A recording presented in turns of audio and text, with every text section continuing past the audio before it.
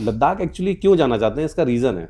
देखिए, bike riding एक adventure है, तो लद्दाख एक ऐसी जगह है भाई जहाँ पर इतना एडवेंचर है, ऑफ रोडिंग ही है, मतलब ऑफ रोडिंग से भी ज़्यादा ऑफ रोडिंग। मतलब लद्दाख हुआ है, इट मीन्स कि ही इज़ अ राइडर। मेरा मानना है कि आप इतना दूर डेस्टिनेशन पे जाओ ना, जब तक भोलेनाथ के दर्शन ना हो, मेरा अपना पर्सनल मानना है, तब तक मज़ा नहीं है। अभी तक की सबसे एडवेंचरस ट्रिप आपकी कौन सी रही है? अभी लास्ट दीपावली से आदि कैलाश और ओम पर्वत की मैंने की है। हम लोग काफ़ी लोग थे। जो लोग लद्दाख जाते हैं वो एक बार आदि कैलाश जाएं। आदि कैलाश ओम पर्वत अपोजिट डायरेक्शन में है, तो ओम पर्वत के लिए रोड नाम की चीज़ है ही नहीं। कि मेरी हिमालयन जो है फंस गई थी, मतलब डस्टिंग जो होती है ना, कि हाफ पहिए मिट्टी के अंदर थे, तो दो तीन लोगों ने उसे टो किया है, उसके बाद वो बाइक जो है निकली है। जो ऐसी आपके साथ स्ट्रेटजी हुई है जो आप फंस गए हो और कोई हेल्प की आसपास उम्मीद ही ना दिखती हो? एक बार आज से लगभग 3 साल पहले केदारनाथ का मैंने ट्रिप किया था।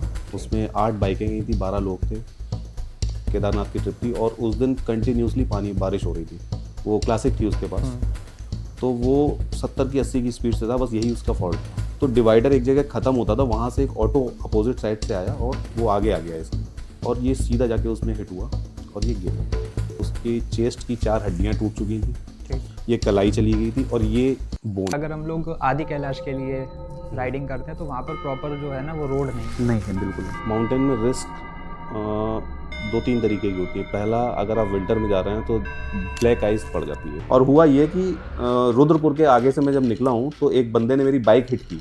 जब बाइक हिट की तो मैं थोड़ा आगे हुआ, जो लेग गार्ड था मेरा, ये नी जो है लेग गार्ड मिला। पहाड़ों पे तो एक्सीडेंट के चांसेस है ही नहीं। पहाड़ों पे बिल्कुल ज़ीरो। बिल्कुल ज़ीरो। रीज़न उसका? सबसे पहला रीज़न, बाई चांस अगर हमारे ग्रुप में किसी के पास स्पोर्ट बाइक या सुपर बाइक है, 1-2 बंदे हैं, तो उसकी वजह से हम सभी लोगों को पुलिस वाले रोकते हैं और वो सीधे बोलते हैं कि आप लोग रेसिंग कर रहे हैं। कुछ नहीं कहते हैं। मतलब मैं सामने से आ रहा हूँ 40 की स्पीड में और वो ब्रेक डाउन कर देते हैं कि रोकिए, साइड में लगाइए। वो कहते हैं कि आप लोग रेसिंग कर रहे हैं। इतने गंदे एक्सीडेंट हुए हैं कि मुझे लगता है कि मतलब मैं उन एक्सीडेंट से मैं सीखता हूँ। मैं इतना स्लो चलता हूँ, वो स्लिप हो के आप नीचे जाओगे, वहाँ कोई देखता नहीं है भाई। मैंने बहुत एक्सीडेंट देखे हैं, मैंने लाइव एक्सीडेंट देखे हैं। मेरे सामने एक ब्रीजा गिरी थी, तो केदारनाथ के लिए रोड पे ऊपर चढ़ा, तो मैं इस तरीके से खड़ा हुआ, हम लोग 4-5 बंदे खड़े हो वेट कर रहे थे और भी राइडर। लैंडस्लाइड हो गया, तो वो फंस गए थे, तो मेरे सामने वो ब्रीजा गिरी है। मतलब उसकी लाइट ऐसे ऐसे ऐसे दिखी, तो हम लोगों ने कहा देखेंगे चल के क्या है। तो हम लोग गाड़ी टर्न करके देखने गए थे, तो वहाँ लोगों ने बताया कि एक गाड़ी थी ब्रीजा, नीचे चली गई थी। नमस्कार, मेरा नाम है अनुराग नंदन। स्वागत है आपका मेरे YouTube चैनल चाय विद बाबू पे। आज का हमारा ये पॉडकास्ट जो होने जा रहा है वो होने वाला है बाइक राइडिंग से रिलेटेड, और आज के हमारे पॉडकास्ट के गेस्ट हैं भगवान दास जी। तो मिलते हैं भगवान दास जी से और जानते हैं बाइक राइडिंग के उनके एक्सपीरियंसेस के बारे में, क्या क्या उन्होंने प्रॉब्लम फेस की हैं और भी बहुत सारी चीज़ें। नमस्कार सर। नमस्कार Anurag ji, first of all thank you. कैसे हैं आप? बढ़िया हूँ मैं, आप बताइए कैसे? मैं भी बढ़िया हूँ। कैसे सर आपने स्टार्ट किया था ये बाइक राइडिंग का?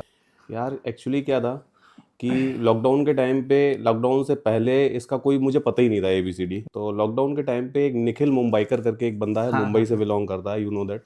तो उसका मैंने एक वीडियो देखा, क्योंकि उस टाइम पे लोग मोस्टली फ्री थे, तो वीडियो चल रहे थे, यूट्यूब देख रहा था, तो मैंने देखा, तो वो धीरे धीरे धीरे, एक होता है ना कि नशा एडिक्शन होता है, वो चलता चला गया करते करते। तो मैंने कहा यार सबसे पहले इसके लिए बाइक चाहिए, बाइक बहुत ज़रूरी है। तो और उसके लिए भी रॉयल इनफील्ड, मुझे लगा हैवी इंजन की बाइक चाहिए, तो रॉयल इनफील्ड ही मुझे ठीक लगी। तो मैंने सबसे पहले सेकेंड हैंड बाइक ली थी, थंडरबर्ड। फतेहगढ़ से मैंने बाइक परचेज़ की, और बाइक से मैंने पहली राइड जो की थी वो मैंने की थी पूर्णागिरी की। 4-5 फ्रेंड थे, छोटा भाई था उसके साथ, नॉर्मली की कोई एसेसरीज नहीं थी। जब वीडियोस कंटिन्यू मैंने देखे तो मुझे लगा कि यार इसके लिए सिर्फ बाइक ही ज़रूरी नहीं है। मतलब आप राइड कर रहे हैं तो राइड का मतलब ये नहीं है कि आप चले गए बस, क्योंकि मोस्टली अपने यहाँ क्या होता है कि लोग देखते हैं कि बस हेलमेट केवल चालान न कटे, इसलिए यूज़ करते हैं। बट मेरा कहना है, मैं लोगों को इंस्पायर भी करता हूँ, हमारे स्ट्रीट में बच्चे हैं वो बाइक लेके जाते हैं, मैं उनसे भी कहता हूँ। तो फिर मैंने धीरे धीरे करके, एसेसरीज़ की काफ़ी महंगी है, तो मैंने धीरे धीरे करके एसेसरीज़ खरीदी। सबसे पहले मैंने हेलमेट लिया था, MT का हेलमेट लिया। धीरे धीरे कंटिन्यूसली वो मेरी राइड बढ़ती चली गई, लोग जुड़ते चले गए। तो ये लगभग यहाँ से मेरी स्टार्ट हुई थी। काफ़ी सारे लोगों का एक ड्रीम होता है कि अगर बाइक राइडिंग करनी है तो लेह लद्दाख ही जाना है, कुछ ऐसा? हाँ, ये तो है। लद्दाख का मैं बताऊँ आपको, मैंने अभी तक जितनी भी राइड की हैं, और बहुत से राइडर मिलते हैं, राइडर के अलावा बहुत सी मतलब यंग एज के बच्चे मिलते हैं, तो वो ये कहते हैं सर आप लद्दाख गए कि नहीं गए, और ये फैक्ट है। लद्दाख एक्चुअली क्यों जाना चाहते हैं, इसका रीजन है। देखिए, बाइक राइडिंग एक एडवेंचर है। आप कभी भी बाइक से जाओ तो घर वाले ये कहते हैं कि यार आराम से जाना, मतलब सिटी में ही जाओ, सिटी में सेफ क्योंकि रहना। रिस्क है। हाँ। क्योंकि 2 पहिए पे आप चल रहे हो, इट मीन्स कि वो रिस्क है। तो जब इतना दूर जाओगे तो ऑब्वियसली घर वाले, फैमिली वाले टेंशन लेंगे। तो लद्दाख एक ऐसी जगह है भाई जहां पर इतना एडवेंचर है, ऑफ रोडिंग ही है, मतलब ऑफ रोडिंग से भी ज्यादा ऑफ रोडिंग है। मतलब वहां पर प्रॉपर रोड है ही नहीं, जिसे रोड कहते हैं, और डिस्टेंस भी बहुत है। It will take around 25 to 30 days for the one trip only for Ladakh. मतलब 25 to 30 days चाहिए ही चाहिए आपको। प्लस ऑक्सीजन लेवल कम है, आपका स्टेमिना अच्छा होना चाहिए, तो आप कर सकते हो, अदरवाइज बहुत मुश्किल है। मतलब बाइक राइडिंग एक कह सकते हो पीक ऑफ द राइड है।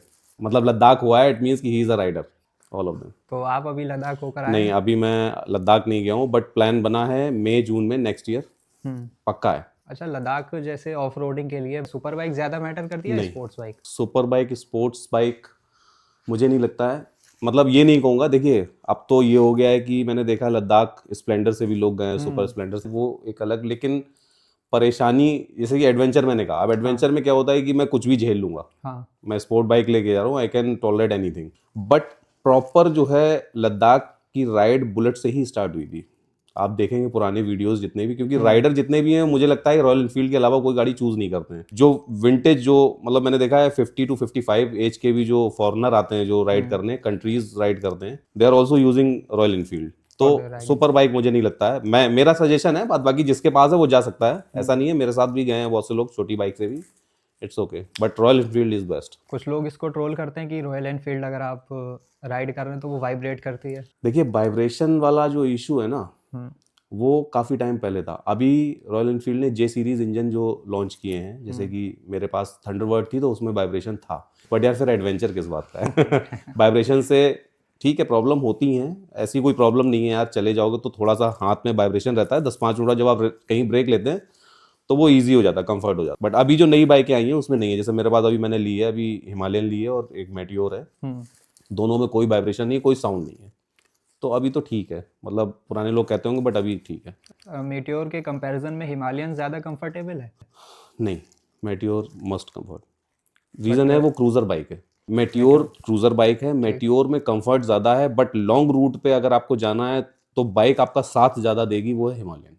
क्योंकि मेरी दोनों बाइकें इस बार आदि कैलाश गई थी तो हिमालयन ने ज़्यादा साथ दिया था। तो अभी तक की सबसे एडवेंचरस ट्रिप आपकी कौन सी रही है? अभी लास्ट दीपावली पे आदि कैलाश और ओम पर्वत की मैंने की है। हम लोग काफ़ी लोग थे, छोटा वाला भाई था, मुकुल एक मेरा फ्रेंड है, उसका यही रॉयल एनफील्ड का काम है। तो वहाँ पे जैसे कि लोग मैं लद्दाख नहीं गया हूँ, लेकिन मैं ये कहता हूँ कि जो लोग लद्दाख जाते हैं वो एक बार आदि कैलाश जाएं।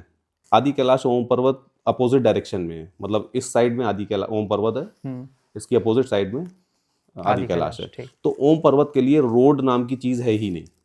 मतलब इवन आप बिलीव नहीं करेंगे कि मेरी हिमालयन जो है फंस गई थी।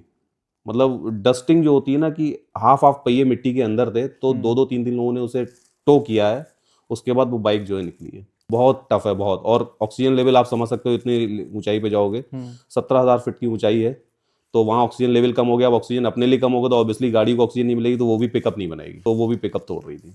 आप फ्यूल मेंटेनेंस का क्या शेड्यूल रहता है? फ्यूल मेंटेनेंस का देखिए, जहाँ से हम लोग एडवेंचर राइड, जो जैसे कि एक होता है ना कि एक पीक स्टार्ट होता है कि भाई यहाँ से यहाँ तक ऑफ रोडिंग है, यहाँ से यहाँ तक पेट्रोल पंप नहीं मिलेगा, तो हमें ऑब्वियसली तो वहाँ पे लोकल के लोगों से पहले पूछते हैं क्या मैं अपना टैंक फुल करा लूँ तो ये वापस आ सकता हूँ, या मैं एक्स्ट्रा लेके जाऊँ। अगर वो कहते हैं नहीं सर आप एक्स्ट्रा लेके जाओ, क्योंकि एवरेज नॉर्मल सभी को बता देते हैं कि सर इतना एवरेज दे रही है मेरी, तो उस कंडीशन में हमारे पास लद्दाख कैरियर लगे होते हैं गाड़ियों में बैक साइड, उनमें हम लोग केन्स रखते हैं फ्यूल। हाँ, अगर इन केस केन्स नहीं, मतलब वो थोड़ा सा कॉस्टली पड़ता है लद्दाख कैरियर वगैरह, आप 2 लीटर या 1 लीटर की बॉटल्स ले सकते हैं, उसमें अपना बैग में रख सकते हैं। बट अगर आप रखोगे ना तो ज़्यादा सही है, क्योंकि पता नहीं यार किस कंडीशन में हो। हाँ, बैकअप के लिए ज़रूरी है, कोई प्रॉब्लम हो। बैकअप के लिए हम लोग बहुत सी चीज़ें रखते हैं, पंचर किट है, प्रेशर के लिए पंप रखते हैं, मतलब बहुत सी चीज़ें हैं। अभी आपने बताया था अगर हम लोग आदि कैलाश के लिए राइडिंग करते हैं तो वहाँ पर प्रॉपर जो है ना वो रोड नहीं है बिल्कुल। तो क्या माउंटेन्स की कुछ ऐसी रोड्स होती है जो काफ़ी स्लिपरी होती हैं आइस की वजह से, कुछ होती हैं जिस पे डर रहता है कि माउंटेन का कोई रॉक टूट के ना गिर पड़े? ऑब्वियसली। तो उसका क्या है, मतलब वो किस टाइप की रोड है? देखिए, माउंटेन में रिस्क 2-3 तरीके की होती है। पहला, अगर आप विंटर में जा रहे हैं तो ब्लैक आइस पड़ जाती है। Black ice. ब्लैक आइस का ऐसा होता है, जब जैसे ये टाइम जो है, this is the peak time, for snow. तो पीक टाइम है, तो अभी क्या है, ब्लैक आइस जैसे आपने देखा होगा, जब हम फ्रीज में एक तो स्नो टाइप की जम जाती है, ठीक है, पूरे जो फ्रीजर में, rock that is freeze called होती स्नो, वो नॉर्मल है। बट एक जो आपने जिस बाउल में आपने वो रखी है बर्फ जमने के लिए, वो बिल्कुल स्लिपरी होती है, hmm that is called black ice. वो आ जाती है रोड पर। अब उसकी सेफ्टी के लिए स्नो चेन आती है, हम्म बड़ी बड़ी गाड़ियों में, 4 व्हीलर में लगती हैं, तो 2 व्हीलर्स की भी आती हैं। और मैं तो ये कहूँगा कि स्नो चेन ले जाओ, अगर एडवेंचर कर रहे हो तो कर कर सकते हो, बट मुझे नहीं लगता ब्लैक आइस में आपको गाड़ी चलाने की ज़रूरत है। मैंने अभी तक ऐसा कोई एडवेंचर किया नहीं है, कोशिश करूँगा ना करूँ, क्योंकि उससे लोगों तक अच्छा मैसेज भी नहीं जाएगा। हाँ ठीक है, अगर गए हो तो आप कर सकते हैं, बट सेफ्टी के साथ। जो एक्सीडेंट्स के चांसेस होते हैं राइडिंग में, वो मेनली हाईवेज पर होते हैं या जो ऑफ रोडिंग की रोड्स होती हैं वहाँ पर होते हैं? पहाड़ों पर तो एक्सीडेंट के चांसेस है ही नहीं। पहाड़ों पे बिल्कुल बिल्कुल, ज़ीरो? बिल्कुल ज़ीरो। रीज़न उसका? सबसे पहला रीज़न, देखिए हम लोग बिलोंग नहीं करते हैं उत्तराखंड से, और जब हम एक्चुअली पहाड़ पे एक सिमिलर रोड नहीं है कि आप सीधे जा रहे हैं। जैसे मैं यहाँ से बाइक चला रहा हूँ तो मुझे सामने एक अराउंड 200 या 100 मीटर के अलावा एक्स्ट्रा दिखेगा नहीं, क्योंकि टर्न आ जाएगा। तो हम लोग बहुत ही कायदे से गाड़ी चलाते हैं, तो गाड़ी की स्पीड कम होगी तो नो डाउट एक्सीडेंट होने के चांसेस कम है। नहीं होंगे। बट हाईवे पे आदमी इमोशनल हो जाए, किस कंडीशन में है, वो हो सकता है 120 भी कर ले, क्योंकि पहाड़ों पे आप 40 से अबव चला ही नहीं सकते किसी भी रोड पे। मेरा अपना एक्सपीरियंस है, मैंने 50 से अबव चलाई नहीं है। 50 भी तब आई होगी जब मुझे लगा होगा कि एडवेंचर करना है शुरू में। ठीक। आज की कंडीशन ये है कि मैं 40-45 चलाता हूँ। जो मेरे साथ लोग जाते हैं, मैं उन्हें भी सजेस्ट करता हूँ कि भाई इससे ज़्यादा मत चलो, क्योंकि अपने को क्या है, एंजॉय करना है। कहीं की जल्दी नहीं है यार, आराम से जाएंगे, आराम से एंजॉय करेंगे, पता चला किसी के साथ कोई बात हो जाए। राइडिंग के टाइम पे जो सबसे ज़्यादा लोगों को डर होता है वो एक्सीडेंट का ही होता है। तो एक्सीडेंट के जो चांसेस हैं वो सबसे ज़्यादा कहाँ पर होते हैं? सिटी में, जैसे? जैसे कि आपने यहाँ से या दिल्ली से या कहीं से भी स्टार्ट कर रहे हो राइड, आप अपनी सिटी से ऑब्वियसली स्टार्ट करें, तो हिल स्टेशन तक जाते जाते आपको एक प्रॉपर हाईवे क्रॉस करना होता है। ठीक। वो जब हाईवे क्रॉस करेंगे, तो हाईवे पे क्या होता है कि एक तो आपके पास लगेज है, ओवरलोडेड लगेज है। अगर आपने पिलियन राइडर, मतलब अपने बैक में किसी को बैठाल रखा है, तो उसका लोड, ठीक। प्लस आपके साथ लगेज है, ठीक। प्लस एक सबसे बड़ी चीज़ बताऊँ आपको, जैसे हम आप बाइक सिटी में चलाते हैं तो we are not wearing helmet even, और राइडिंग जैकेट भी नहीं पहनते, ग्लव्स भी नहीं। तो ये सारी चीज़ें जब पैक होती है ना, एल्बो गार्ड, नी गार्ड, जैकेट और ये सब, तो आप अनकंफर्टेबल हो जाते हैं बाइक के साथ थोड़ा सा। प्रॉपर मूवमेंट नहीं प्रॉपर मूवमेंट नहीं होता है। उस प्रॉपर मूवमेंट आप सर भी नहीं घुमा पाएंगे, तो उसकी वजह से क्या होता है, कभी कभी आपको बाइक चलाने में दिक्कत होती है। उस कंडीशन में हाईवे हमें थोड़ा सा कंट्रोल में गाड़ी चलानी पड़ती है, तो हाईवे में थोड़ा सा रिस्की है।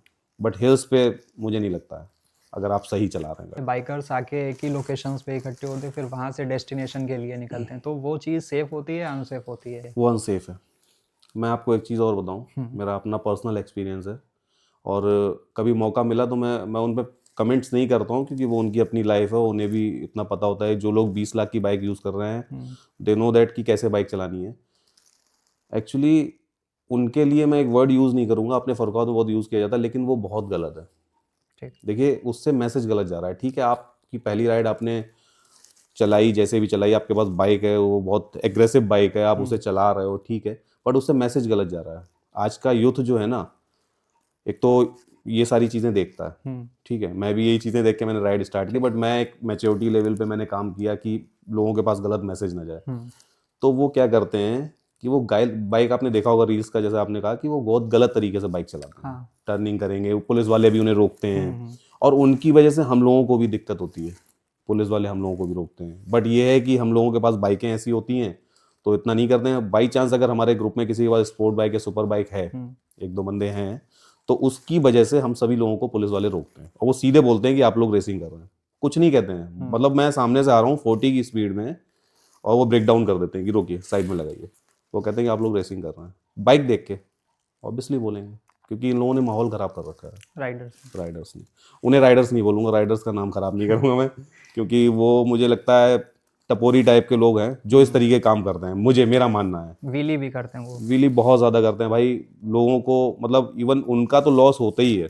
मैंने देखी है बहुत सी रीलें, इतने गंदे एक्सीडेंट हुए हैं कि मुझे लगता है कि, मतलब मैं उन एक्सीडेंट से मैं सीखता हूँ। मैं इतना स्लो चलता हूँ, क्योंकि मुझे पता है मैं जब जा रहा हूँ घर से, तो मेरी फैमिली वाले, अगर मैं 10 दिन के लिए निकला हूँ, तो वो 10 दिन तक रात दिन, उन्हें एक तो वो फ़ोन नहीं कर सकते हैं, क्योंकि उन्हें पता है कि ये बाइक चला रहा है, फ़ोन नहीं करना है।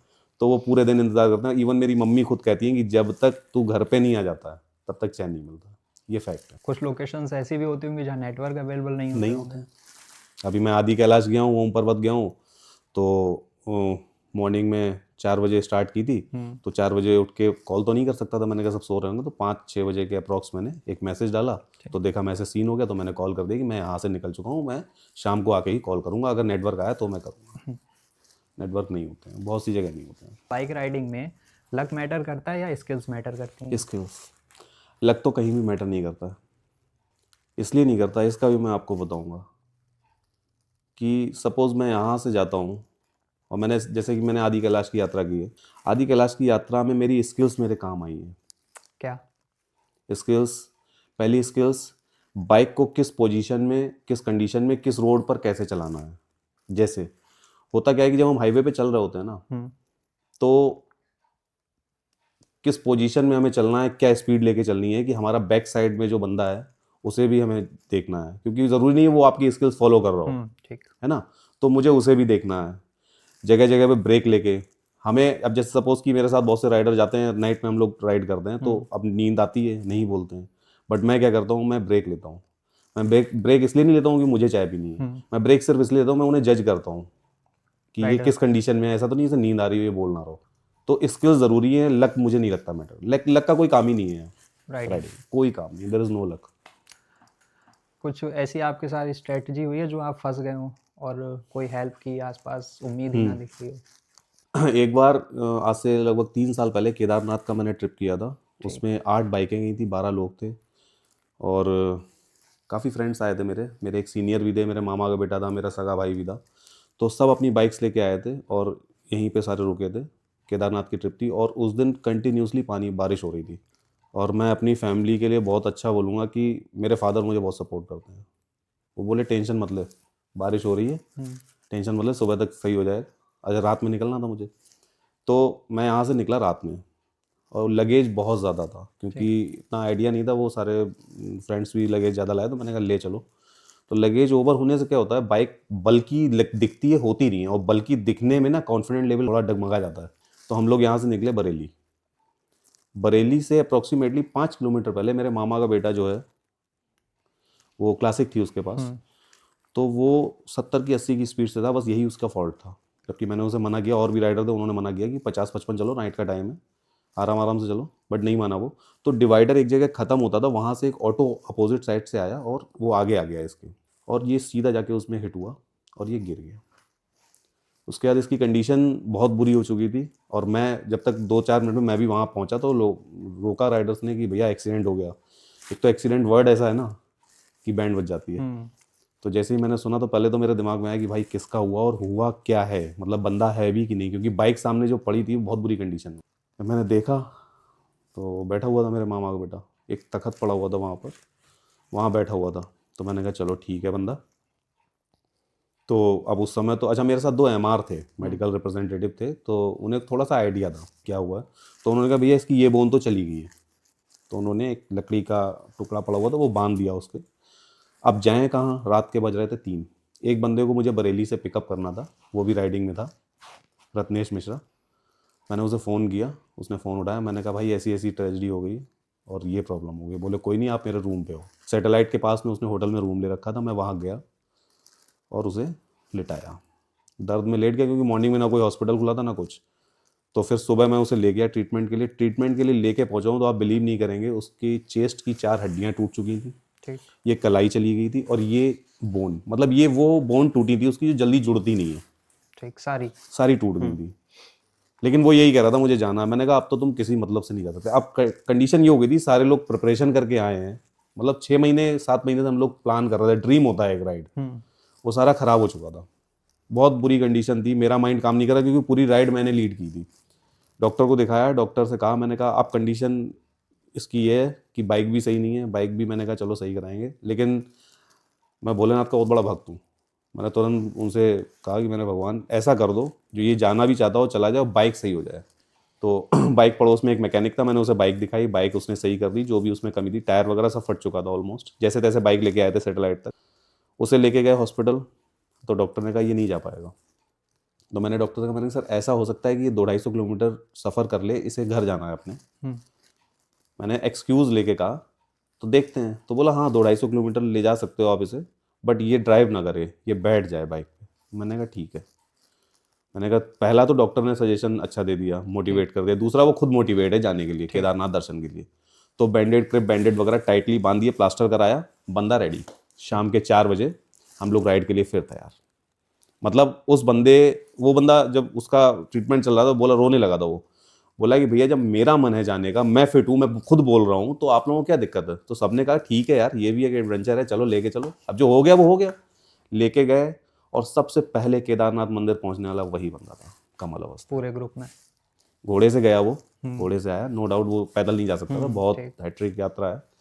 बट वो गया ऊपर, और लौटते टाइम उसकी हालत खराब हुई है, क्योंकि जो फ्रैक्चर बोन ये हुए थे, ये हम लोगों को बाद में पता लगे जब वापस आ गए हैं यहाँ आवास विकास में, उसका दोबारा ट्रीटमेंट कराया, ये चेकअप नहीं कराया था हम लोग। जब पहला डायग्नोसिस हुआ था उसमें सिर्फ रिस्ट बोन सिर्फ और रेस्ट collar वाली bone। आई थी और ये कॉलर बोन आई थी, और ये नहीं आ पाई थी, डॉक्टर ने शायद नहीं किया है, जो भी हो, उसे पेन हल्का हो रहा था यहाँ पर चेस्ट में, बट वो उसका जो है वो बोन हट चुकी थी अपनी, रिप्लेस हो गई थी। तो फिर मेडिकल सर्विसेज होती हैं ऊपर, ठीक। तो उसने मुझसे कहा कि भैया अब मैं जा नहीं पाऊंगा नीचे, या तो मुझे छोड़ दो। तो मैंने वहाँ मेडिकल पे बताया, वहाँ बताया मैंने कैंप में, मैंने कहा सर ऐसे ऐसे ऐसे एक्सीडेंट हुआ है। बोले आप लाते ना, मैंने कहा ले आया हूँ, आप बताइए। तो उन्होंने इंजेक्शन लगाए थे पेन किलर, तो उससे वो नीचे आ गया था। तो ये बहुत भयानक एक्सीडेंट और बहुत ज़्यादा सॉलिड ट्रेजेडी हुई थी, बट वो याद रहती है। आज भी हम लोग सब मिलके बात करते हैं भाई, वो बहुत याद करते हैं कि यार, और मतलब मेरे साथ के लड़के पूछते हैं भैया वो आपके मामा का बेटा कैसा है। मैंने कहा बढ़िया है, एक बार और वो आया है। तो राइडिंग अगर कोई करता है तो उसमें सबसे ज़्यादा फियर एक्सीडेंट का होता है। भाई एक्सीडेंट ही तो है, क्योंकि दो पहिए पे आपकी लाइफ चल रही है। सब बिलीव की बात है और डेस्टिनी की बात होती है कि हम, मेरा मानना, जैसे मेरा पर्सनल मानना है कि मैं कहीं राइड, अब जैसे लद्दाख का आपने कहा, प्लान कर रहा हूँ, मेरे ग्रुप के कर रहे हैं, लेकिन मेरा मानना है कि आप इतना दूर डेस्टिनेशन पे जाओ ना, जब तक भोलेनाथ के दर्शन ना हो, मेरा अपना पर्सनल मानना है, तब तक मज़ा नहीं आएगा। मतलब लद्दाख जाके आप बस घूम आओगे, ऑफ रोडिंग तो मैंने आदि कैलाश की भी कर ली, 10 बार हो आऊँगा आदि कैलाश। तो यही है। जो स्पीड लिमिट होती है ये हर रोड पे हम लोग फॉलो कर सकते हैं या फिर रोड वाइज स्पीड लिमिट अलग? स्पीड का तो ये है कि पहाड़ों पे तो आप तेज चला नहीं सकते हैं, लेकिन पहाड़ों पे कभी कभी सिचुएशन, जैसे कि आप केदारनाथ या बद्रीनाथ जाएंगे तो आपको ऋषिकेश के बाद आपको बहुत बड़े हाईवे मिलेगा, वहाँ पे आप कहीं कहीं पे 1-2 मिनट के लिए 70 भी आ सकते हैं। मैं आया हूँ, बट मैं ये कहूँगा कि 70 मत जाओ, क्योंकि टर्निंग छोटे हैं, बट कभी कभी क्या होता है ना कि अब सपोज की लैंडस्लाइड हो रहा है, थोड़ा सा पत्थर वगैरह कुछ पड़ा है, ऐसी चीज़ जिसपे आपका आप टर्निंग ले रहे हो, आप लीन कर रहे हो हल्की सी बाइक, और हल्का सा स्लिप हुआ, तो वहाँ आप बचोगे नहीं, वो स्लिप हो गया आप नीचे जाओगे, वहाँ कोई देखता नहीं है भाई। मैंने बहुत एक्सीडेंट देखे हैं, मैंने लाइव एक्सीडेंट देखे हैं, मेरे सामने सामने एक ब्रीजा गिरी थी। ये बात है केदारनाथ जब गया था तभी की बात है, रुद्रप्रयाग में। वो रोड नीचे रुद्रप्रयाग सिटी के लिए जा रही थी और मैं जा रहा था ऊपर केदारनाथ के लिए। तो केदारनाथ के लिए रोड पे ऊपर चढ़ा, तो मैं इस तरीके से खड़ा हूँ, हम लोग 4-5 बंदे खड़े हो वेट कर रहे थे, और भी राइडर, लैंडस्लाइड हो गया था, वो फंस गए थे। तो मेरे सामने वो ब्रीजा गिरी है, मतलब उसकी लाइट ऐसे ऐसे ऐसे दिखी, तो हम लोगों ने कहा देखेंगे चल के क्या है। तो हम लोग गाड़ी टर्न करके देखने गए थे, तो वहाँ लोगों ने बताया कि एक गाड़ी थी ब्रीजा, नीचे चली गई थी। अब पता नहीं क्या बचा क्या नहीं बचा, क्योंकि हम लोग भी बहुत डर गए थे। उसके बाद उस दिन रात में हम लोगों ने राइड नहीं की थी, बारिश बहुत हो रही थी। वहीं पे रात में होटल लिया। मतलब सही बताऊँ आपको, मेरी केदारनाथ की ट्रिप इतनी हैट्रिक रही है भाई, कि एक तो पानी में गए हैं टोटल, बारिश, एक एक्सीडेंट हो गया तो वो भीग रहा था, कहीं पे प्रॉपर खाना मिलता था, फूडिंग का भी कोई अच्छा वो नहीं होता है। मतलब हिल स्टेशंस पे आप जाओ तो आप ये एक्सपेक्ट कर रहे हो कि आपको दाल फ्राई मिल जाए और पनीर मिल जाए, तो वो तो नहीं मिलेगी। मैगी और चाय। मैगी चाय और वहाँ का पहाड़ी खाना, अगर आप सुकून से जा रहे हो, मतलब टाइम लेके, और आप प्रॉपर, मतलब माइंड में कोई टेंशन नहीं है, तो आपको वो खाना बहुत टेस्टी लगेगा। होम स्टे वगैरह लेते हैं हम लोग, मज़ा आता है, बहुत मज़ा आता है। तो राइडर्स ऐसे स्मॉल स्टेप्स ऐसे कौन कौन से ले सकते हैं जो एक्सीडेंट के चांसेस कम हो? देखिए राइडिंग में सबसे पहले तो आप गियर्स यूज़ करो, और गियर्स में जैसे कि हेलमेट है ना, लोग कहते हैं कि हेलमेट है तो चालान भी नहीं कटेगा और बच भी जाऊंगा। अब हेलमेट है और आप गिरे हो, आपकी आर्म टूट गया, पैर, हाथ टूट गया है, पैर टूट गया, तो आप बेकार हो जाओगे। तो राइडिंग गियर्स का मतलब है प्रॉपर राइडिंग गियर्स। जैसे कि हेलमेट पे चालान नहीं, मैं तो ये कहूँगा गवर्नमेंट को ये भी करना चाहिए कि यार हेलमेट है प्लस नी गार्ड, एल्बो गार्ड महंगे नहीं आते हैं।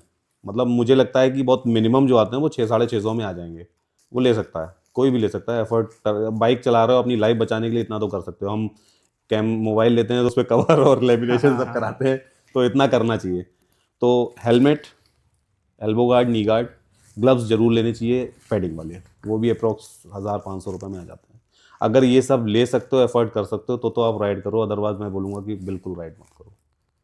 बट मेरे पर्सपेक्टिव से लोग जो हेलमेट का यूज़ करते हैं वो खुद की सेफ्टी के लिए कम, चालान से बचने के लिए ज़्यादा एग्जैक्टली करते बिल्कुल। और इसमें एक चीज़ और भी है, जो चालान के लिए करते हैं ना भाई, हैं। वो क्या करते हैं कि 200-300 रुपए में हेलमेट मिल जाए। इवन मैंने ऐसे ऐसे हेलमेट देखे जिसमें फॉर्मिंग है ही नहीं सिर्फ शीट है। कवर है, ग्लास तो बहुत बड़ी बात मैं कह रहा हूँ, अंदर की जो फोम होती है वो नहीं है, वो एक कटोरी की तरह उन्होंने रख लिया है। और मतलब ये तो प्रशासन को भी देखना चाहिए। जैसे कि हमारा सपोज अब तो रेड लाइट्स लग गई हैं, तो वहां पे अगर कोई हेलमेट, अब लोग हेलमेट में आज तक वो उसकी जो स्ट्रिप होती है वो बैंड कभी नहीं लगाते नहीं हैं। लगाते। मैंने किसी को नहीं देखा है लगाते हुए।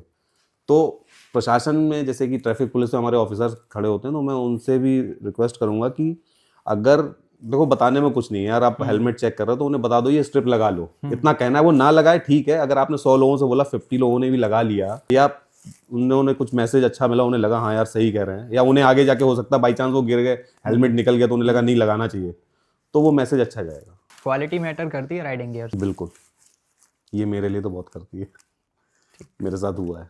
क्या? जैसे मैंने आपको अभी बताया ना कि राइडिंग गियर्स की इनिशिएट स्टार्टिंग 600-650 में हो जाती, तो वही चीज़ आज से 6 साल पहले 400-450 में मिल जाती थी। तो मुझे भी लगता था कि क्वालिटी क्या करना है, ले लो, अच्छे लगने चाहिए, राइडर लगना चाहिए कि राइडर हूँ मैं, एक लुक आना चाहिए। लुक आना चाहिए कि एल्बो गार्ड लगे हैं, नी गार्ड। उस टाइम पे मेरे पास राइडिंग जैकेट नहीं थी, मैंने एल्बो गार्ड लगा रखे थे, और उसमें स्ट्रिप आके पीछे लगता है, वो चिपक जाता है वेलप्रो से। तो मैं गया था, शायद पूर्णागिरी की बात है, हाँ फर्स्ट राइड पूर्णागिरी की, तो मेरे स्ट्रिप खुल जाते थे, मतलब वो लोकल था ऑब्वियसली, वेलप्रो खराब हो चुकी थी तो मैंने ऐसे ही लगा रहने दिया, ऐसे ही लगा रहने दिया।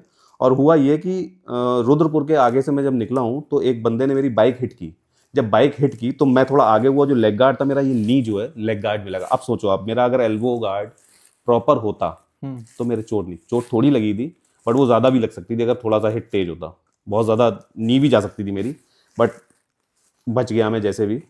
तो क्वालिटी बहुत मैटर करती है, बहुत अच्छी अच्छी क्वालिटी के आते हैं, आप सर्च करोगे। और अब तो सही बताऊँ आपको, अब तो कंपटीशन इतना हो गया है राइडिंग में भी कि आपको अच्छी क्वालिटी की चीज़ें भी बहुत कम रेट में मिल जाएंगी। मतलब एक टाइम था, मैं बताऊँ, मैं अपने टाइम की बताऊँ, राइडिंग जैकेट मैं सोचता ही नहीं था, जैसे आज मैं कैमरे की कह रहा हूँ ना कि मैं लूँगा, तो आज मैं ले सकता हूँ। एक टाइम था, मैंने कहा भाई सोचना ही नहीं है, चाहे ब्लॉग हो ना हो, मेरी औकात नहीं है कि मैं कैमरा ले लूँ या मैं राइडिंग जैकेट ले लूँ। बट राइडिंग जैकेट आप आज के टाइम पे अच्छी राइडिंग जैकेट 5000 में ले सकते हो, और यार इतना खर्च कर लो, क्या बुराई है, राइडिंग कर रहे हो तो 5000 इज़ नॉट टू हाई, तो ठीक है कर सकते हैं। बट इसमें भी बहुत ज़्यादा महंगे महंगे आते हैं, 50,000 30,000, बट वो सुपर्स बाइक जो चलाते हैं, हाँ। जैसे प्रभजोत पाजी हैं, वो भी बहुत बढ़िया बंदा है। प्रेजेंट टाइम में क्या होता है, कुछ लोग इंस्टाग्राम की रील से इन्फ्लुएंस होके कोई भी नॉर्मल 100 सीसी बाइक से एक डेस्टिनेशन चूज़ करते हैं और खुद को एक टैग दे देते हैं कि दिस राइडर, और वो सारे व्लॉग्स अपडेट कर देते हैं। लेकिन असल में एक प्रो राइडर होता कौन है? क्या वो प्रो राइडर हैं या जो पहले से ही एक प्रोफेशनल राइडिंग कर रहे हैं वो है? देखिए, प्रो राइडर, एक भाषा में बोलूँ, प्रो राइडर वो है जिसे लोग ज़्यादा फॉलो करें। अब फॉलो कैसे करते हैं वो मैं आपको बताता हूँ। जैसे आपने कहा एक 100 सीसी इंजन वाला, 1000 सीसी इंजन वाला, ठीक है, कंपैरिजन में बहुत डिफरेंस है, ज़मीन आसमान का फ़र्क है। एक 100 सीसी वाला बंदा, अब डिपेंड करता है कि उसके अंदर पैशंस कितने हैं, कि 100 सीसी वाला राइडिंग किस ट्रांसपेरेंसी से कर रहा है, कितनी सच्चाई से कर रहा है ना। देखो riding gears is the different part, वो तो भाई सभी के लिए, वो चाहे 100 सीसी गाड़ी चलाओ आप, चाहे 1000 सीसी।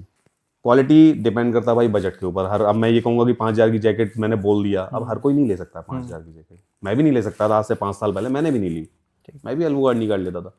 तो प्रो राइडर मेरे हिसाब से वो है जो मन से और दिल से राइड करे, वो है। 1000 सीसी वाला भी करता है, अब भाई जिसके पास 1000 सीसी की बाइक है उसके पास पूरी टीम जाती है, तो वो तो प्रो राइडर ऑटोमेटिक हो गया उसके बाद एक बैकअप में एक 4 व्हीलर भी जा रही है। और एक 100 सीसी वाला वो ज़्यादा मुझे लगता है प्रो राइडर है, अगर वो अच्छे मैसेज दे रहा है अपने ऑडियंस को, अगर अच्छा मैसेज दे रहा है तो he is a pro rider, otherwise अगर गलत मैसेज दे रहा है तो प्रो राइडर नहीं होगा। जो प्रोफेशनल बाइकर्स की कम्युनिटी होती है वो वर्क कैसे करती है? देखिए, जो प्रोफेशनल बाइकर्स होते हैं ना, एक्चुअली बाइकर्स प्रोफेशनल कैसे बनते हैं, बाइकर्स प्रोफेशनल बनते हैं बेस ऑफ द इनकम। वो जब एक भाई इन्वेस्टमेंट कर चुके हैं ना, वो अच्छा एक बाइक लिए 20 लाख की, 10,000 का हेलमेट लिया है, 20,000 की जैकेट लिए, तो he is invested around 50 lakh 30 lakh what ever जो भी अमाउंट किया है। अब वो क्या करते हैं, जब उनका एक प्रॉपर ग्रुप बन जाता है और 10-5 साल तक वो देखते हैं कि भाई मेरी राइडिंग चली रही है, तो क्यों ना इससे अर्निंग की जाए। जब मुझे एक प्लेटफॉर्म मिल गया है, तो वो वहाँ पर क्या करते हैं, वो एक कम्युनिटी बना लेते हैं। ठीक। वो बाइक की राइडिंग मैनेज करते हैं। जैसे कि मुझे राइड करनी है, सपोज मैंने आज बाइक ली है और मुझे राइड करनी है, मुझे आइडिया नहीं है, मैंने बाइक ली है, मुझे बस राइडिंग गियर्स वगैरह मुझे कुछ भी नहीं पता, और उनके बारे में पता है, मतलब मैनेज कराएंगे मेरी राइड, तो मैं उनसे कांटेक्ट करूंगा, और कांटेक्ट करने के बाद वो मुझे सारी चीज़ें दिलाएंगे। वो मुझे मेरी राइड भी मैनेज करेंगे, कहाँ पर कैसे जाना है आपको। इवन हो सकता है वो अपनी राइड मैनेज खुद करते हैं, कि वो बताते हैं कि आज फलाने मंथ में, जैसे मई जून में उन्होंने कहा लद्दाख के लिए जा रहा है, तो लद्दाख के लिए अगर आप चलना चाहें तो आप मेरे साथ आ सकते हैं। तो मैं रेडी हो गया, मैं चला गया उनके साथ। तो उससे उनको इनकम हो रही है, एक तो उनका भी ब्लॉग बन रहा है, एक प्रोफेशनल, वो अपनी कम्युनिटी बना लेते हैं, वो अपनी गाड़ियाँ देते हैं, रेंट पे आपको बाइकें दे देंगे। राइड करने के लिए। हाँ, रेंट पे आपको, देखिए होता क्या है कि अब जैसे मैंने बोला राइडिंग जैकेट 5,000 से स्टार्टिंग है, अब 20,000 की जैकेट तो मैं भी अभी सोचूंगा, अगर मुझे रेंट पे मिल रही हो 1,000 रुपीज़ में, मैं ले लूँगा, ठीक है, अगर वो मुझे देंगे, क्योंकि मुझे राइडिंग के टाइम पे तो पहननी है, बाद बाकी दे देनी है, कहीं पार्टी फंक्शन में वो पहन नहीं सकते हैं, ठीक है। तो ठीक है, तो उन्होंने क्या किया, उन्होंने 10-5 जैकेटें ले ली, ग्लव्स ले लिए, वो सारी चीज़ें वो रेंट पे दे देते हैं, बाइक दे देते हैं। तो इस तरीके से चलता है और कर रहे हैं लोग। पर वो अपनी गाइडेंस के अंडर ही करवाते हैं। गाइडेंस, उनके गाइडेंस के बिना आप राइड कर ही नहीं सकते, वो हटा देंगे आपको। वो पहले आपको बताएंगे सारी चीज़ें, रिव्यू होता है पूरा टोटल एवरी मॉर्निंग। अगर आपका 7 डेज़ का टूर है तो 7 डेज़ में एवरी मॉर्निंग आपको बताया जाएगा कि आज का हमारा प्लान क्या है, आपको कहाँ क्या मिलेगा, आपको कैसे चलना है, आपको क्या क्या परेशान, मतलब आपको स्नो मिलेगा, लैंडस्लाइड कहाँ कहाँ आएगा, कैसे बचना है उससे, ये सारी चीज़ें बताएंगे। मुझे बहुत प्यार है बाइकों से, इतना प्यार है कि जब मैं किसी राइड पे पहुंचता हूँ ना, मतलब डेस्टिनेशन पे, तो मैं सबसे पहले अपनी बाइक को चूमता हूँ और फिर वहाँ पर धरती के पैर छूता हूँ। ये मेरा अपना पर्सनल है, बहुत ज़्यादा प्यार है। मतलब मेरे पास ये उंगली देख रहे हो, कट चुकी है, अलग हो चुकी है। हाँ। ये इतनी उंगली अलग हो गई थी। नई बाइक लाया था मैं अभी, मेटियोर, चेन की मैं वो कर रहा था, ल्यूब नहीं लाया था, 10 दिन हुए थे, फुल स्टैंड पे लगा के स्टार्ट करके पहला गेयर डाल के। अब वो बेवकूफ़ी को, मेरे फादर तो यही कहते, तो चेन ल्यूब करते करते उसमें कपड़ा फंस गया, तो मैंने बोला इसे निकाल लूँ, तो मैंने हाथ डाला तो वो मेरी उंगली चली गई। इवन चला तो पूरा हाथ गया था, लेकिन ये हाथ मैंने ऐसे पकड़ के खींचा तो ये इतनी उंगली कट के अलग गिर गई थी। और देखो आप, उंगली कट के कभी आती नहीं है, मेरी फिंगर पूरी आ गई, कभी भी नहीं, डॉक्टर ने मना कर दिया था। देखो उंगली कट गई, मुझे टेंशन किस चीज़ की थी कि मुझे नवंबर में आदि कैलाश जाना, मैं जाऊँगा कैसे। जो कंपाउंडर आया, मैंने कहा यार भाई, उसने पट्टी अट्टी कर दी, और अगले दिन मुझे एसेसरीज लेने जाना था बाइक की। मैंने बैंडेड एंडेड करके, पापा बोले कहाँ जा रहा है, मैंने कहीं नहीं यहीं हूँ। मैं चला गया दिल्ली कार से, एसेसरीज भर के लाया अपनी सारी। बोले यार पागल हो गया ये बंदा, ये मानेगा नहीं। एसेसरीज लाया, अगले दिन बाइक दे के आया मुकुल के यहाँ, बाइक पे एसेसरीज फिट कराई। अब मैं जब भी इसकी ड्रेसिंग कराने जाता था, मैं उससे कहता भाई कितना, और अभी भी मेरे पेन है, अभी भी मैं इस हाथ से अनकॉन्शियस रहता हूँ थोड़ा सा, क्योंकि ये हल्का पेन रहता है, ये नया मांस है तो इस वजह से। तो मैं यही पूछता रहता था। बोले तो कंपाउंडर कहता था भैया जब आप जाओगे ना, उससे पहले मैं आपकी ये उंगली सी कर दूँगा। तो ठीक हो गई, ग्लव्स पहनने में मुझे दिक्कत हुई थी थोड़ी सी, बट कहते हैं ना पैशन अगर दिल से कुछ करो ना तो भाई सब हो जाता है, कोई चोट कोई मैटर नहीं करती। राइडिंग को हम लोग एज अ कैरियर चूज कर सकते हैं। बिल्कुल, राइडिंग आप करियर तब चूज़ करो जब राइडिंग का पैशन हो आप, हम्म, जैसे मेरे लिए है ये। देखिए करियर आप उसे चूज़ कर सकते हो जिसका शौक हो, या फिर आप जो कर रहे हो उसे करियर बना रहे हो आप, तो उसमें आप कर, मतलब पैशन क्या, जैसे कि आप दिल से काम करो। अब मैं बाइक साफ ना भी करूं तो कोई फ़र्क नहीं पड़ता है, बट मुझे शौक है मेरी बाइक अच्छी दिखे। लोग कहते हैं यार बाइक जब भी निकलती है तेरी चमकती है, तो आप उसे करियर के लिए चूज़ कर सकते हो। आप अपना ब्लॉग बनाओ, और मैं तो कहूँगा आज की जो लड़के हैं, वो मैंने देखा यूथ जनरेशन में इधर उधर घूमते हैं, कुछ करते नहीं है, ठीक है। नेता नगरी अपने फरुखाबाद में बहुत फेमस है, बहुत फेमस। वो ना करो भाई। ज़रूरी नहीं है आप रॉयल इनफील्ड लो, आपके पास जो बाइक है आप उससे अच्छे मैसेज दो। आप इवन आप हेलमेट तो यूज़ करो, आप मत लो 5,000 का हेलमेट, एमटी का हेलमेट मत लो आप छोटा हेलमेट लो, वो आपकी लाइफ बचाएगा। आप 800 900 500 का हेलमेट ठीक आ जाता है। और बाइक जो है सिटी के अंदर बिल्कुल मत रन अप करो, आराम से चलो, स्लो चलो, आपकी लाइफ बचेगी, आपके द्वारा लोगों के पास अच्छा मैसेज जाएगा। मुझसे तो लोग कहते हैं कि यार ये रॉयल इनफील्ड 350 की गाड़ी तुम भगाते क्यों नहीं हो। मैंने नहीं, और मेरी बाइक लिटरली कभी भी देखना आप, मैं इतने स्लो चलता हूँ, मेरी गाड़ी सिटी में बच्चों को छोड़ने जाता हूँ 20 25 30 40 ऐसे निकल जाएगी आराम, बगल वाले को पता नहीं लगता है रॉयल इनफील्ड निकल गई। जो टीनेजर्स हैं वो इतने इन्फ्लुएंस हो चुके हैं स्पोर्ट्स बाइक्स की तरफ कि उन्हें या तो R15 ही चाहिए या MT15 चाहिए, प्लस उससे वो लोग रैश राइडिंग करते हैं। देखिए जैसे मेरे स्ट्रीट में बहुत से बच्चे हैं 15 से 22 की एज के। मैं बाहर खड़ा होता हूँ, मैं उनसे बात करता हूँ, उन्हें भी पता है कि भैया राइड करते हैं। ठीक। तो मुझे लगता है कि उन्हें जितनी बाइकों के नाम पता है ना, उतने मुझे नहीं पता है। डुकाती हो मतलब एक एक चीज़ पता है कि कितना इंजन है, कितना टॉर्क है, सब पता है।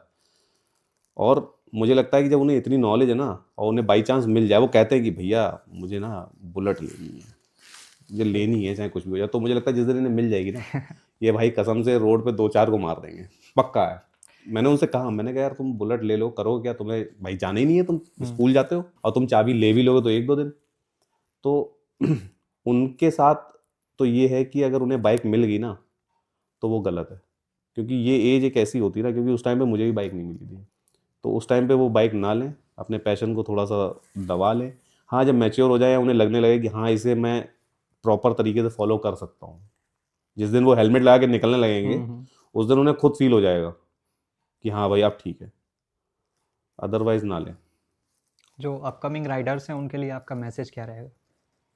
अपकमिंग राइडर्स, सबसे पहले तो मैं ये बोलूँगा कि सारे गियर्स आप पहन के ही बाइक राइड करें। अगर लंबी बाइक राइड कर रहे हैं अगर आप, तो भाई सारे गियर्स होने चाहिए, इवन हेलमेट भी ब्रांडेड होना चाहिए, क्योंकि मैंने बहुत एक्सीडेंट ऐसे देखे हैं कि हेलमेट ब्रांडेड नहीं था और सॉलिड एक्सीडेंट हुआ है। इवन एक बार मैं भी बच चुका हूँ। और एल्बो गार्ड, नी गार्ड ले लो भाई, वो भी एक हेलमेट का ही पार्ट है, क्योंकि अभी थोड़ी देर पहले मैं बताया उस पर भी चालान होना चाहिए। बट देखिए होता क्या है कि आदमी फॉलो रूल तब करता है जब वो स्ट्रिक हो जाता है, उसके ऊपर कोई पेनाल्टी लग जाती है। तो पेनाल्टी नहीं है, लेकिन अपनी लाइफ के लिए ये चीज़ें फॉलो करो, ग्लव्स हो। और सबसे अच्छी चीज़, bike as per condition of the road. Road की जो कंडीशन है, ट्रैफिक है, गलियों से मैंने देखा है, आपने भी देखा होगा यार, ऐसे बाइकें ले जाते हैं 40-50 की स्पीड से, तो बहुत तेज। और वो मोहल्ले के बच्चे जो जानते हैं वो टशन दिखाते हैं, उन्हें लगता है कि भैया खड़े हैं, भैया देखेंगे तो राइडर है, मैं भी प्रो राइडर बन जाऊँ। इतनी तेज ले जाएंगे। ठीक। फिर मैं उनके फादर से बोलता हूँ कि चाचा देखो वो लेके गया था, फिर वो अगले दिन मुझसे कहते भैया आपने कह दिया। यानी बेटा ठीक है, तुम अच्छी बाइक चलाते हो, बढ़िया बाइक है तुम, लेकिन स्लो चलाओ, तुम गली से बाई चांस कोई जाए। तो मैं यही बोलूँगा कि भाई बाइक सबसे पहले तेज मत चलो, दूसरा हेलमेट यूज़ करो। सिटी में कम से कम अगर आप 500 मीटर भी जा रहे हो तो at least you use to helmet, नहीं है तो ले लो, बहुत ज़रूरी है। तो आप जो राइडिंग करते हैं इसको आप व्लॉग्स में क्यों नहीं कन्वर्ट कर देते हैं? देखिए ब्लॉग तो है मेरा, ठीक है। बट जब मैंने राइडिंग की थी शुरू में, मैंने वीडियोस नहीं बनाया, तो मुझसे मेरे फ्रेंड्स ने कहा कि यार जब इतना बढ़िया राइड कर रहे हो मैच्योर लेवल पे, तो अपना ब्लॉग बनाओ। उस टाइम में मुझे नहीं पता था यूट्यूब पे ब्लॉग वगैरह का कैसे बनेगा क्या बनेगा, पता था बनते हैं। तो मैंने इधर उधर से सजेशन लेके एक ब्लॉग बनाया अपना, और धीरे धीरे एडिटिंग सीखी। एडिटिंग कर करके छोटे मोटी रील्स बनाना, मतलब होता है ना कि एक यूथ एज के बच्चे बड़ा अच्छी नॉलेज देते हैं, कहते हैं भैया रील डालो आप, बहुत जल्दी वायरल हो जाओगे। तो मैंने कहा चलो भाई रील डालते हैं। तो मैंने अपना चैनल बना लिया राइडर ब्लॉगर के नाम से। तो उस पर अभी ज़्यादा फॉलोअर्स नहीं है, बट हाँ जब मैंने बनाया था तो मैंने इस बेस पे बनाया था कि ये मेरे लिए यादें रहेंगी, कि मेरे लिए यादें रहेंगी, मेरे बच्चे देखेंगे हाँ, क्योंकि देखिए वो डेटा लाइफ टाइम सेव रहेगा। तो इसलिए मैंने एक चैनल बना लिया है। बहुत बहुत धन्यवाद आपका हमारे साथ थैंक जुड़ने यू, के लिए। Thank you, thank you.